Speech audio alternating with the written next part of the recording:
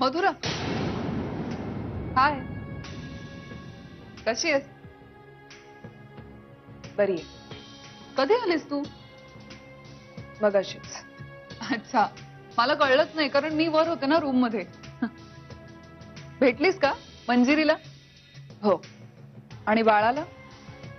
भेटले. किती गोड आहे ना बाळ, अगदी मंजिरीवर गेलाय. पण सगळे म्हणत होते नाक अगदी सत्यजित सारखं आहे. मधुरा, आता बघ ना, इतक्या अवघड परिस्थितीत इतकी सुदृढ आणि हसरी मुलगी जन्माला येणं देवाचेच आभार मानले पाहिजेत, नाही का? मंजिरीला भेटलीस म्हणजे स्वतःच्याच डोळ्यांनी तिचे होणारे हाल बघितलेच असशील, नाही का? नाही अगं, हे बघ मधुरा,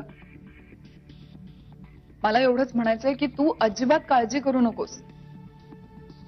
कारण मी जोपर्यंत या घरात आहे ना, तोपर्यंत मी मंजिरीची आणि बाळाची संपूर्ण काळजी घेईन.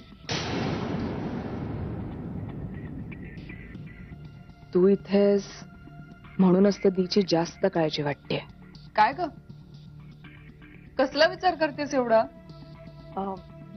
नाही, काय नाही, चल निघते. आणि हो, आता तुला पण काळजी घ्यायला हवी. काय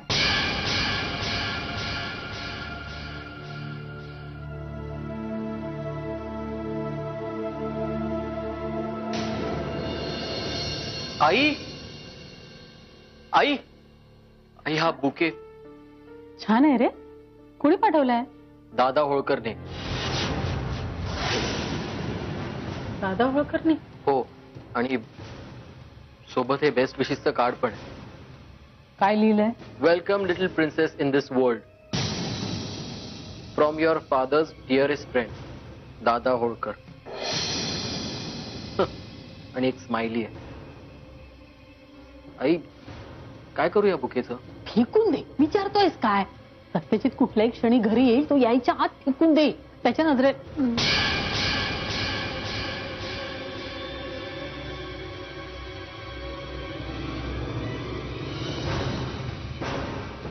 काय रे, हा बुके कोणी पाठवलाय?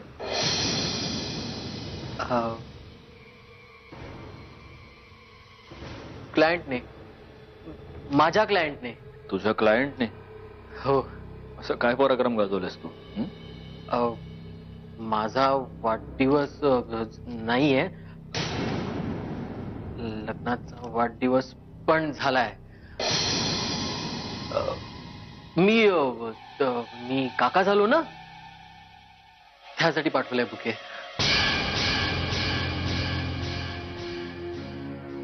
ते सप्रे म्हणून माझे क्लायंट आहेत, रत्नागिरीचे. ते नाही का, त्यांनी आंबे पाठवले होते, त्यांनी पाठवले हा बुके.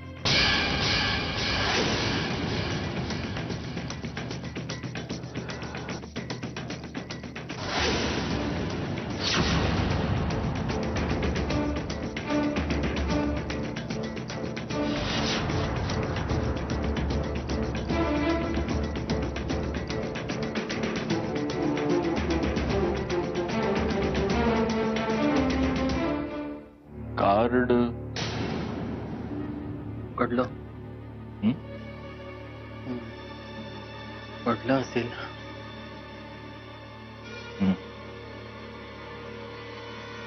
माझ्यातर्फे आभार मानतेस?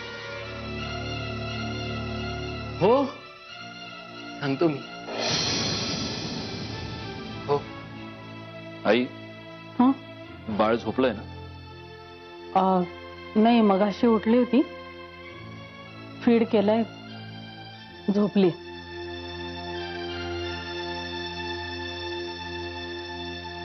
तू तिला त्या बाईकडे घेऊन गेली होतीस?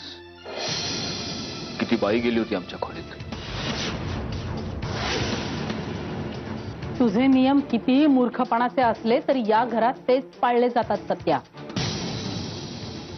मीच घेऊन गेले होते तिला मंजिरीकडे.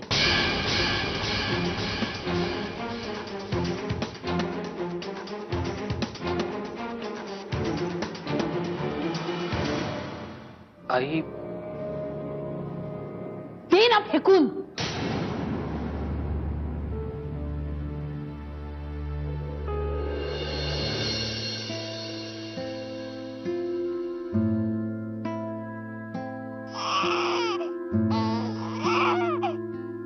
काय झालं? काय झालं? अरे आलं बाबा तुझा. झोपा झोपा झोपा बाबा झोपा. बाबा आला परत. का झालं? का लढता? शू केली का? शू केली? बघू दे बघू दे बघू दे बघू दे. शू केली आणि नाही केली. या उचलून घ्यायचं. उचलून घ्यायचं. या बाबा या. आम्ही शू नाही केली. आम्ही नानू बाळ आहोत. ओ ओ ओ ओ ओ का लढता? का लढता? नका लढू. नका रडू नका रडू नका रडू. बाबा ऑफिसला गेला होता ना. हो पटकन गेला पटकन आला. कोणासाठी आला परत? शोनासाठी. ओ काय झालं? बाबांनी ऑफिस मधून येताना काय आणलं नाही म्हणून चिल्लात तुम्ही. काय हवंय? काय हवंय सांगा. चांदो मामा हवंय? तारे हवे? तारे तारे तारे. ओ बाबासाठी त्याचा तारा तूच आहेस. तूच आहेस. तू नको चिडूस कधी बाबावर. नको जाऊस त्याला सोडून कधीच. तू आहेस म्हणून तुझा बाबा आहे. प्रेम करायला, आपलं म्हणायला, विश्वास ठेवायला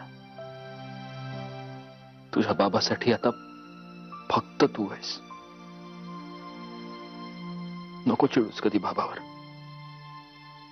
नाही चिडणार ना?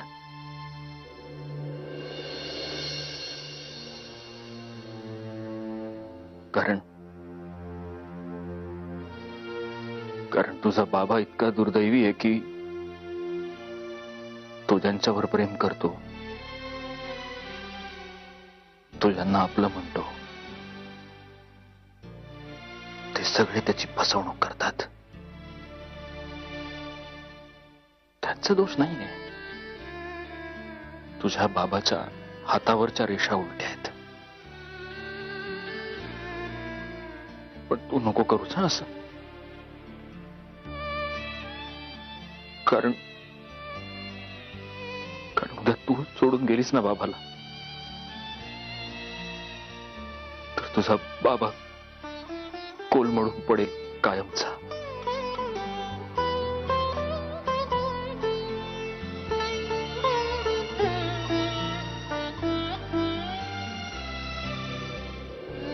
मी वचन देते तुम्हाला, तुमच्या विश्वासाला तडा जाईल असं मी कधीच काहीच नाही करणार. थँक्स. थँक्स. मला कधीच वाटलं नव्हतं मी कुणावरही इतकं प्रेम करू शकेन. स्वप्न अर्ध्यावरच मोडतात. नाही, हे नाही मोडणार. खात्री आहे मला. कारण इथे माझ्यासोबत तुम्ही आहात.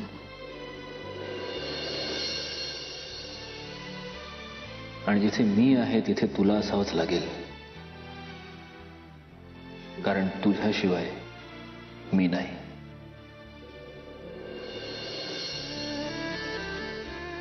हे जग स्त्रीला दुबळं मानतं. का? मला नाही असं वाटत. उलट मला असं वाटतं की एका स्त्रीमुळेच एका पुरुषाला बळ मिळतं. तो कणखर होतो. निदान माझ्या आयुष्यात आलेल्या स्त्रियांना तरी मला हेच शिकवलंय.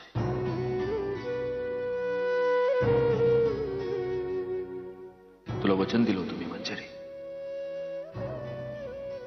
जगातला सगळ्यात चांगला नवरा बनवून दाखवेन. आणि आजही मी माझ्या शब्दावर ठाम आहे.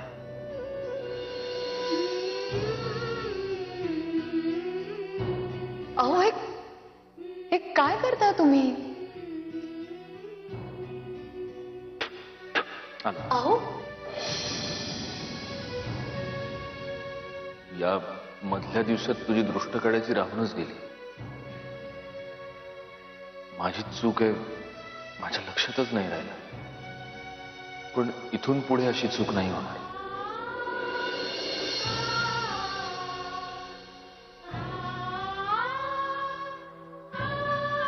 मंजिरी,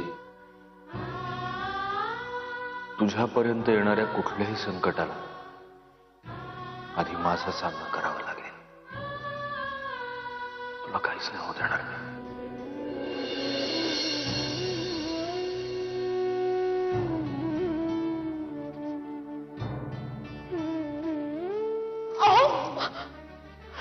तुम्ही काय करता?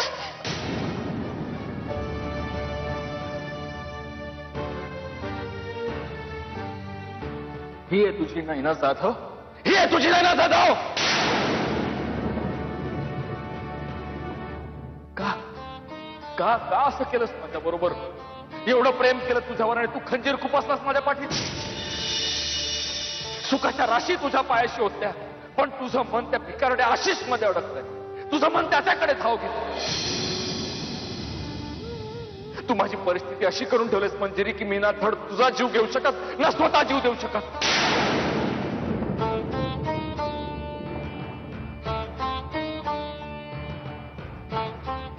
माझ्या बाळाला जन्म दिल्यानंतर त्या क्षणी त्या दिवशी माझ्या आणि माझ्या बाळाच्या आयुष्यातून निघून जायचं. आता तुला आमच्या आयुष्यात स्थान नाही.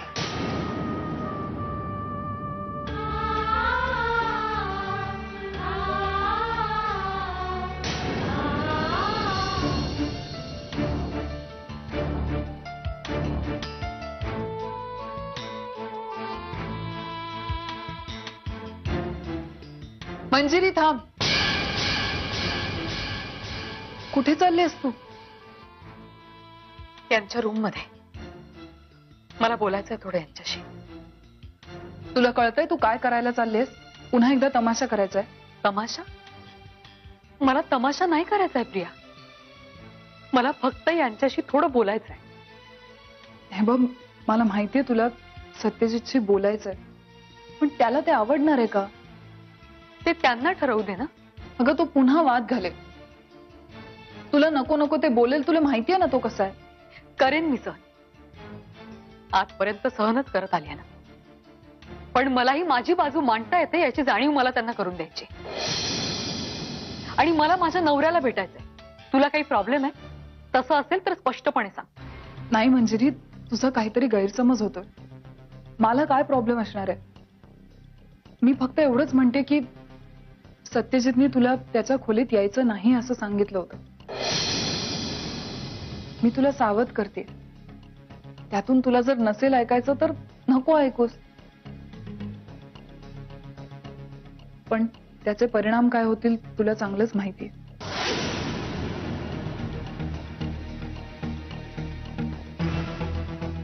मंजिरी,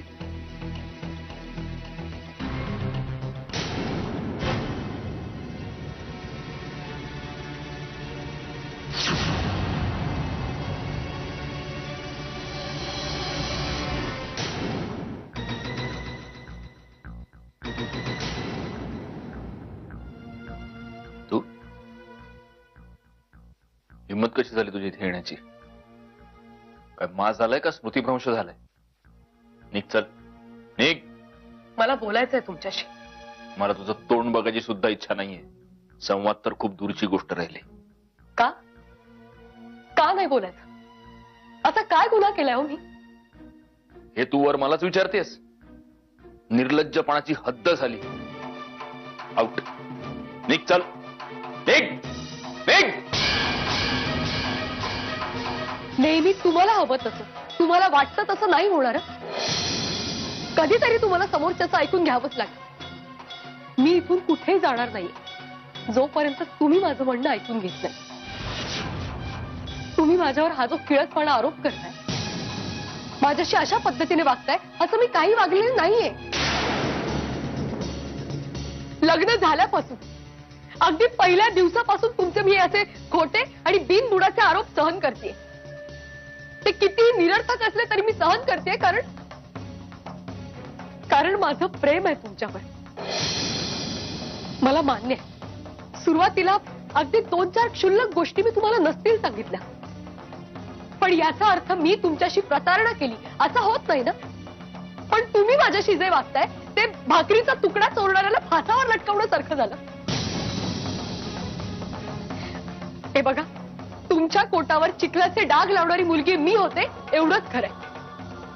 बाकी सगळ्या तुमच्या भ्रामक कल्पना आहेत. मला हे सगळं तुम्हाला तुमच्या तोंडावर स्पष्टपणे सांगायचं होतं आणि ते मी सांगितलंय. कारण दरवेळी तुम्ही आक्रस्ताळेपणा करून त्रागा करून तुम्हाला खऱ्या वाटणाऱ्या तुम्हाला पटणाऱ्या गोष्टीच मानत असता. पण कुणीतरी तुम्हाला हे सांगायची गरज आहे की तुमच्या कल्पनेबाहेर सुद्धा निराळं जग आहे. जसं तुम्ही मानता ना तसं नाहीये.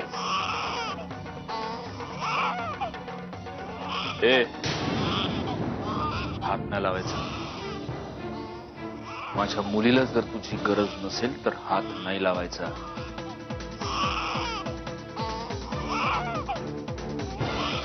हो काय झालं? काय झालं सुना?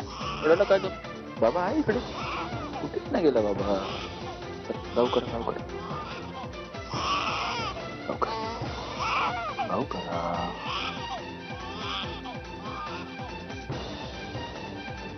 कसे आतापर्यंतची तुझी सगळी पापं एकीकडे आणि परवा तुझे केलंस ना ते एकीकडे. तुझे त्या भिकारड्या आशिष बरोबर जे काही संबंध असतील मी खड्ड्यात जा मरा मला काहीही देणं घेणं नाही. पण परवा तू माझ्या मुलीला घेऊन हॉस्पिटलमधून पळून गेलीस. रितसर किडनॅप केलं तुम्ही दोघांनी माझ्या मुलीला. तुला काय वाटतं मला तुमचे इंटेन्शन्स कळत नाहीत? माझ्या मुलीला ओलीस ठेवून पैसे उकळायचे होते तुम्हाला. सांग किती पैसे हवेत?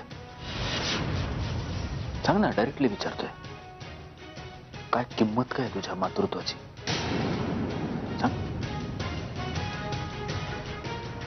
बोल बोल बोल. किती पैसा फेकू तुमच्या तोंडावर म्हणजे तुम्ही पिछा सोडाल माझा आणि माझ्या मुलीचा? बोल ना, आणि हळू बोल. कारण तुझ्या बडबडीपेक्षा माझ्या मुलीची झोप महत्वाची आहे. तुम्हाला कळतंय का तुम्ही काय बोलताय ते? पैशाची गरज नाहीये मला. आणि असतीच ना तर माझ्या बाबांकडे चिक्कार पैसा आहे. तो घेऊनही मला निघून जाता आलं असतं. असं वागायची काय गरज होती मला? पण तसं झालं असतं तर तुझ्या बाबांना तुला सांगावं लागलं असतं ना की तू किती नीच आणि बाहेर खेळली असते. तुझ्या बाबांना तर असंच वाटतं की त्यांची मुलगी पातिव्रत्याचा पुतळा आहे. कसं आहे, हे डावपेचं ना मला नको शिकवूस. तुझ्यापेक्षा खूप जास्त जग पाहिलंय मी. माझ्या मुलीला तू पळवून नेलंस या तुझ्या गुन्ह्यासाठी आत्ता मी तुला घरातून फेकून दिलं ना तर कोणाचा बापही मला अडवू शकणार नाही. पण माझे हात दगडाखाली आहेत. पण पुन्हा माझ्या खोलीत येऊन माझ्याशी वाद घालायचा प्रयत्न केलास तर खरंच उचलून फेकून देईन. आउट. तुम्ही माझ्यावर विश्वास ठेवा की तुम्ही प्लीज माझ्यावर विश्वास ठेवा. मी यासाठी पळून नव्हते गेले. त्या दिवशी मी काय करत होते, मी कुठे गेले होते, मी काय खाल्लं होतं की नाही एवढं सुद्धा मला नाही आठवत आहे. माझं डोकं बधीर झालं होतं. आणि तुम्हीच मला म्हणाला होतात ना की तुम्हाला माझं तोंडही बघायची इच्छा नाहीये म्हणून. मी आपल्या बाळाला घेऊन गेले कारण ती माझ्यावर अवलंबून आहे सध्या. तुम्ही हवं तर मधुराला विचारा. तुम्ही विचारा ना मधुराला की मी तिला म्हणाले होते तुमचं बाळ तुमच्यापर्यंत सुखरूप पोहोचेल म्हणून. आणि हवं तर त्यानंतर मी माझं तोंड तुम्हाला कधी दाखवणार नाही. मंजिरीला मधुरा साक्ष म्हणजे उंदराला मांजर साक्ष. सत्या, बास झालं, पुरे झालं. तू का तिच्या जीवावर उठलायस रे? तुला पण सांगायला हवं का आता? घरात इतरांना अक्कल नाही ती नाहीस, तुलाही नाही? अगं झोपले नाही ती काय तमाशा चालवलाय तुम्ही? आणि मी काय श्रीफळ देऊन बोलावलं नव्हतं इथे भांडायला ये म्हणून. तिची ती झाली, घेऊन जातील. मला तोंड पण नाही बघायचं. तुझ्याशी बोलणं म्हणजे मूर्खपणा आहे. तू बस तुझा संशय आणि अहंकार कवटाळून. म्हणजे शांत हो. आई मी खरंच यांना नाही फसवलंय. मी कुणालाच नाही फसवलंय. अगं हो बाळा, हो बाळा, हो मला माहितीये, मला माहितीये.